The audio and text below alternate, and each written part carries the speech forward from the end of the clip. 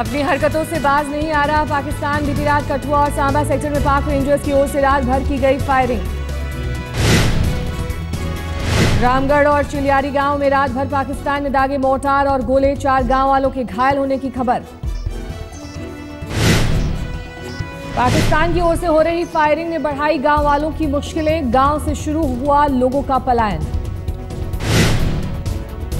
पाक रेंजर्स ने बीएसएफ के 30 पोस्टों को बनाया निशाना। बीएसएफ ने भी की जवाबी फायरिंग।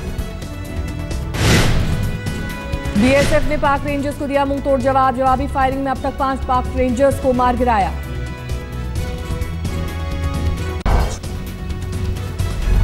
पोरबंदर के पास समंदर में हथियारों से भरी पाकिस्तानी बोट के धमाके के बाद 2 और संदिग्ध बोट की तलाश। कोस्ट गार्ड ने दोनों बोट को घेरने के लिए चलाया अभियान।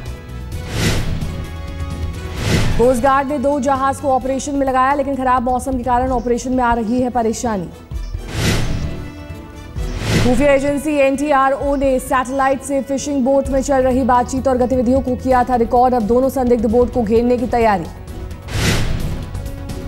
समंदर में 2 संदिग्ध बोट को देखे जाने के खबर के बाद हड़कंप। सोमनाथ मंदिर समेत तटीय इलाकों की सुरक्षा बढ़ाई गई।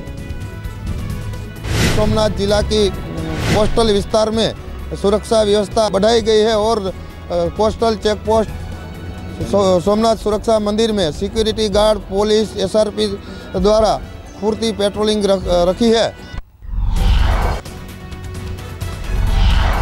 सूत्रों के मुताबिक साजिश के पीछे आतंकी संगठन लश्कर का हाथ होने का अंदेशा। खुफिया एजेंसियों के मुताबिक लश्कर अपने आतंकियों को पिछले 4 महीने से दे रहा था ट्रेनिंग।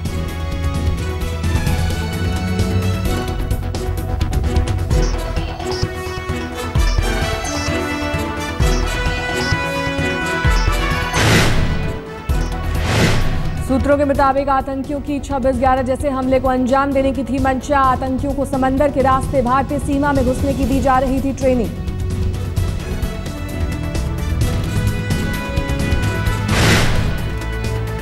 इकतीस दिसंबर की रात समंदर में घिरने के बाद पाकिस्तानी बोट में हुआ था धमाका। पकड़े जाने के डर से बोट में सवार लोगों ने लगाई आग। इंडियन कोस्ट गार्ड ने करीब 1 घंटे तक बोट का किया था पीछा। कोस्ट गार्ड के मुताबिक घिर जाने के बाद बोट को लगाई आग। कुछ लोगों को समंदर में छलांग लगाते देखा गया, उनकी तलाश जारी। पोरबंदर की घटना के बाद गुजरात के सभी तटीय इलाकों में हाई अलर्ट। सुरक्षा के कई एहतियाती इंतजाम।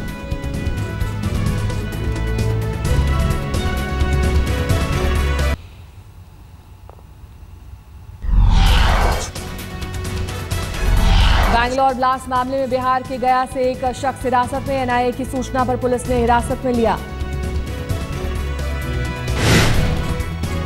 हिरासत में लिए गए शख्स का नाम रफीक। राजस्थान एटीएस और बिहार एटीएस ने रफीक का नंबर कई दिनों से सर्विलांस में लगा रखा था।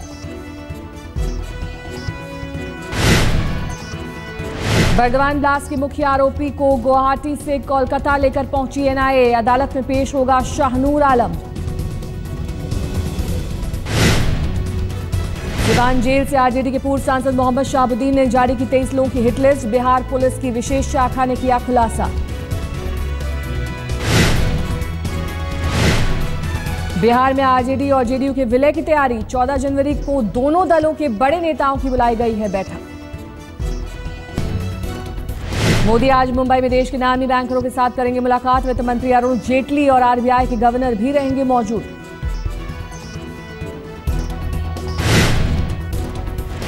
दिल्ली की पूर्व मुख्यमंत्री शीला दीक्षित ने किया ऐलान। मैंने सक्रिय राजनीति से निजी तौर पर संन्यास लिया। आलाकमान के कहने पर प्रचार के लिए तैयार। भी पूछा गया तो मैंने कहा आप लोग तय कर लीजिए क्या किसको करना है। मैं नहीं हूँ और ना ही मेरा कोई परिवार का। मेरे से जब भी पूछा गया तो मैंने कहा आप लोग। आज से हरियाणा के सूरजकुंड में बीजेपी विधायकों का प्रशिक्षण शिविर। गृह मंत्री राजनाथ सिंह करेंगे शिविर का उद्घाटन। 2 दिनों तक चलने वाले प्रशिक्षण में बीजेपी के सभी 47 विधायक लेंगे हिस्सा।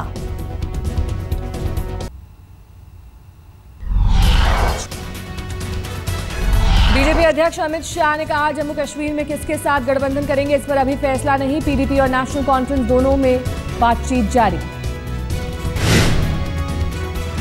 उमर अब्दुल्ला ने ट्विटर पर लिखा, ना ही मैं और ना ही मेरे पिता बीजेपी के साथ गठबंधन को लेकर कोई चर्चा कर रहे हैं। व्यक्ति को अपने विचार व्यक्त करने का स्वतंत्रता है।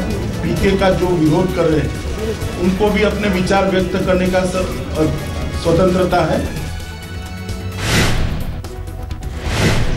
शारदा चिटफंड घोटाले में गिरफ्तार पश्चिम बंगाल के मंत्री मदन मित्रा की न्यायिक हिरासत 16 जनवरी तक बढ़ी। कोर्ट में पेशी के दौरान कहा, अगर आरोप साबित हो तो फांसी दे दे।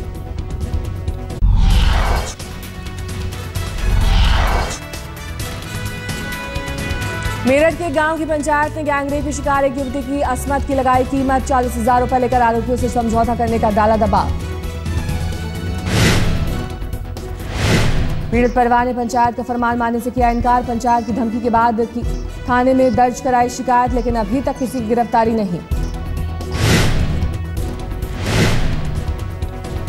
जापानी महिला के साथ गैंगरेप मामले में 5 लोग गिरफ्तार। कोलकाता पुलिस के मुताबिक अभी और आरोपियों की जारी है तलाश। जापानी महिला पर्यटक के साथ बिहार के बोधगया में हुआ था गैंगरेप। अयोध्या में महंगे शौक पूरे करने के लिए 10वीं के 3 छात्रों ने 11 साल के बच्चे से की दरिंदगी। फिरौती के लिए मासूम को किया अगवा। पैसे नहीं मिलने पर ब्लेड से काटा गुप्तांग। शरीर पर कई जगह कैंची से वार।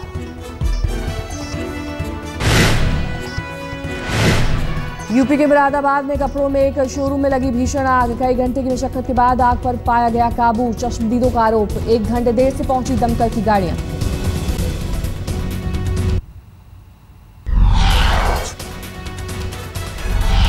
शुक्रवार को नोएडा सेक्टर 15 मेट्रो स्टेशन पर चेकिंग के दौरान एक शख्स को हिरासत में लिया गया। तलाशी के दौरान मिले जिंदा कारतूस और चाकू सीआईएसएफ ने नोएडा पुलिस को सौंपा।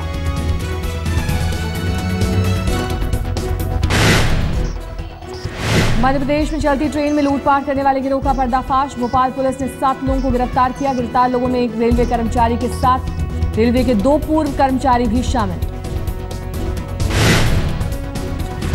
1.5 महीने पहले लूट का विरोध करने पर एक महिला को इसी गैंग ने चलती ट्रेन से फेंका था। पुलिस के मुताबिक झांसी और बीना जंक्शन के बीच यात्रियों को निशाना बनाता था गैंग।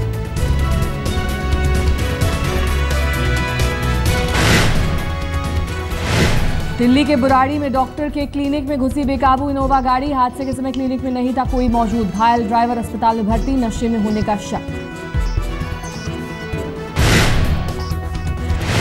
इंदौर में प्रेमी जोड़े के खिलाफ आदिवासी पंचायत का तुगलकी फरमान। बाल काटकर गांव में घुमाया, 4 आरोपी गिरफ्तार।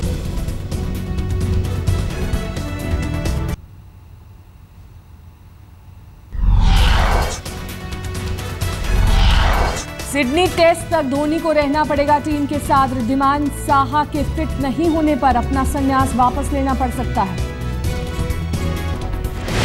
पहाड़ों पर जारी हुई बर्फबारी। कुफरी में आसमान से बर्फ की बारिश। शीतलहरी की गिरफ्त में शिमला समेत हिमाचल के कई इलाके। दिल्ली समेत कई शहरों में पिछले 24 घंटे से बूंदाबांदी जारी। दिल्ली में आज भी बारिश के आसार। शुक्रवार को दिल्ली का न्यूनतम तापमान 10 डिग्री सेल्सियस। मौसम विभाग का अनुमान, दिल्ली एनसीआर में 5 जनवरी से फिर से कड़ाके की ठंड। बारिश रुकने के बाद फिर से राजधानी में छाएगा घना कोहरा।